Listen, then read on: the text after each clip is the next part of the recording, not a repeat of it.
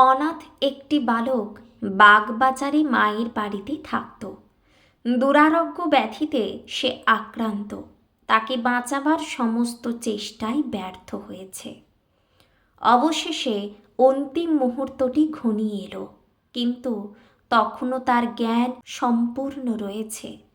মা তার বিদায় মুহূর্তটি আসন্ন জেনে নির্দেশ দিলেন তাকে গঙ্গা তীরে নিয়ে যেতে, যাতে সেখানে সে সজ্ঞানে শেষ নিঃশ্বাস ত্যাগ করতে পারে।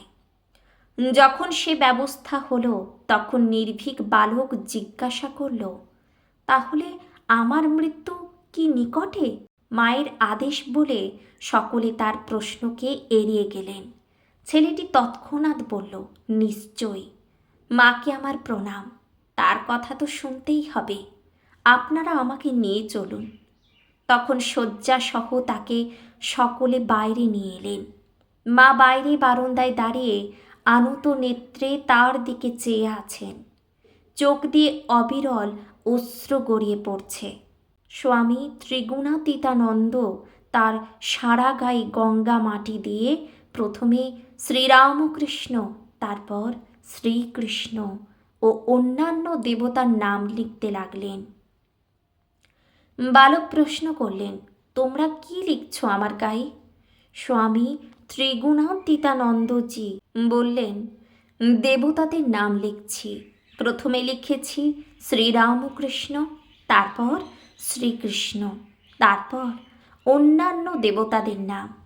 ছেলেটি শুয়ে শুয়ে নামগুলি দেখল, তারপর বলল, মুছে দিয়ে শুধু একটি নাম লেখো, সারদা। ওই নামটি নিয়ে এতদিন বেঁচেছি, মরণের সময় ওই নামটি নিয়েই আমি যাব। তাই করা হলো। তার দৃষ্টি মায়ের দিকে। মায়ের কাছে সে শেষ বিদায় চাইছে। মা এতক্ষণ নীরবে কাঁদছিলেন, আর সামলাতে পারলেন না। ফুপিয়ে ফুপিয়ে কেঁদে উঠলেন। সকলে বালককে কাঁধে করে গঙ্গা তীরে নিয়ে চললেন। সমস্ত পথ সে চমৎকার কথা বলছিল। নদী তীরে পৌঁছানো মাত্র তার কণ্ঠ নীরব হলো। বালক চলে গেল। পড়ে রইল তার নিষ্পন্দ দেহখানি, যার উপর অগ্নির অক্ষরে লেখা রয়েছে একটি নাম, সারদা।